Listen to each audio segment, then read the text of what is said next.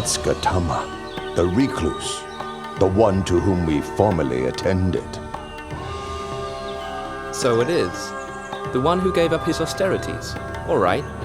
If he comes here, we won't bother to get up and welcome him. We'll just put out a seat. If he wants to sit down, then let him sit.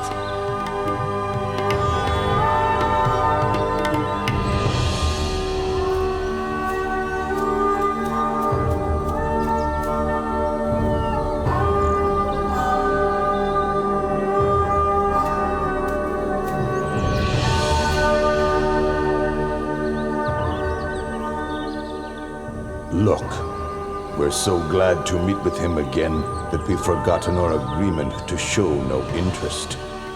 Even I, myself, forgot it completely.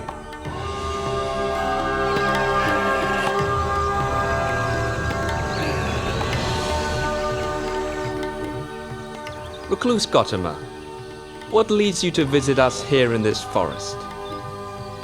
Do not address me in that way. I have now attained to the Dharma. Pay attention to my words. If you follow my instructions, before very long, you will realize the Dharma. While practicing austerities for a long time, you did not become enlightened. So how could you? How could you have attained liberation after giving up your efforts and causing us to abandon you? Throughout all of that time, did I ever say anything like this to you all? No, it's true. You have never said anything like this to us before.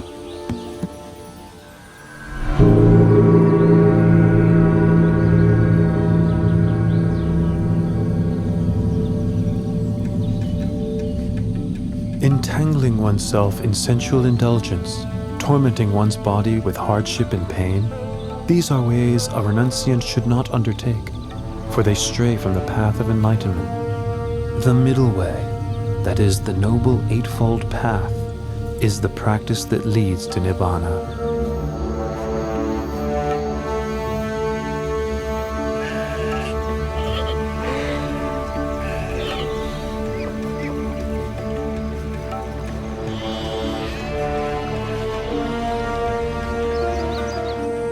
There are four noble truths as follows. Suffering, disease of the body, disease of the mind, should be understood. Craving, which is the cause of suffering, should be abandoned. Cessation of suffering should be realized. The path of practice leading to the cessation of suffering should be developed. Once the Buddha had given his first Dhamma teaching, the Venerable Gondanya gained the vision of Dhamma and thus became the first stream enterer. Anya Kondanya, Kondanya knows the truth.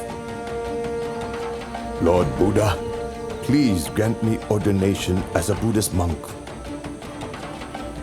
You are now a bhikkhu. Well taught is the Dharma.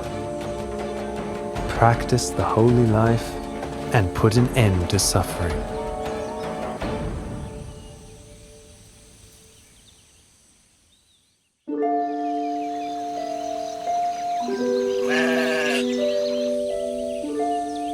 The Buddha gave ordination to Venerable Vapa on the first day of the waning moon, Venerable Badiya on the second day, Venerable Mahanama on the third, and Venerable Asachi on the fourth.